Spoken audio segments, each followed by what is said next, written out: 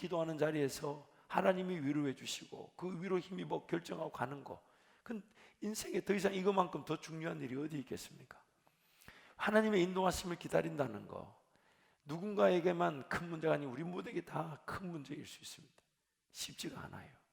하나님 끝까지 인내하고 기다리면 반드시 하나님이 길을 여신다는 걸 알지만, 그 하나님의 인도하심을 기다리지 못해서 중간에 다른 길을 선택하거나 다른 방법이나 다른 계획을 따라가 버릴 수 있는 게 오늘 우리의 연약함입니다. 그래서 오늘 우리는 이런 재난과 재앙을 피할 수 없게 된 것입니다. 이 땅이 우리의 죄로 말미암아 저주를 받아서 가시와 웅웅키를 내고 어떤 문제, 어떤 아픔을 만들어낼지 모르는 상황이 바로 죄로 말미암아 타락한 이 세상입니다. 그래서 우리는 재난과 재앙을 피할 수 없는 세상을 살아가고 있습니다. 그렇다면 재난이나 재앙을 당할 시에 그리스도인들은 어떤 자세를 취하는 것이 좋을까요? 그리스도인으로서 책임 있는 행동은 무엇일까요? 첫 번째는 비난, 정죄, 심판 등의 목소리와 행동을 자제해야 합니다. 누군가 때문에 일어난 것이 아니라 우리가 기도할 일입니다. 누군가, 물론 그 신천지 그 이단 교회의 그런 잘못된 행동으로 인해서 이 코로나 바이러스가 확산된 것도 분명히 맞습니다.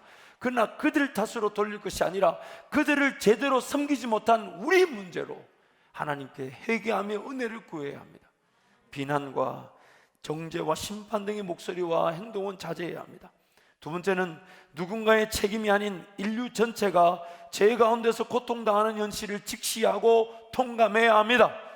이럴 때일수록 정말 우리부터 자복하고 얘기하며 하나님을 온전히 바라보지 못했음을, 하나님을 온전히 예배하지 못했음을, 하나님을 온전히 기다리지 못했음을 회개하면서 하나님 은혜를 구해야 되는 것입니다. 우리의 죄로 인한 결과임에도 불구하고 우리를 고치시고 회복시켜 주시는 하나님의 은혜를 구하는 것, 지금 그리스도인들이 가져야 되는 책임이자 또한 특권일 것입니다. 다시 한번 강조합니다. 누군가의 죄로 인한 것이 아니라 우리 모두의 죄로 인한 것임을 회개하며 하나님 은혜를 구해야 합니다. 하나님 은혜를 구해야 합니다. 이 일이 왜 일어났는지 그것을 지금 따져 물을 만한 능력이나 따져 물어본들 그 이유와 원인을 알 수가 없습니다. 우리에게 지금 허락되어진 것은 지난날의 것, 일어난 일의 문제의 원인을 찾는 것이 아니라 지금 우리에게 필요한 하나님의 은혜, 그 하나님의 은혜를 구하는 일이 오늘 그리스도인들의 책임일 것입니다.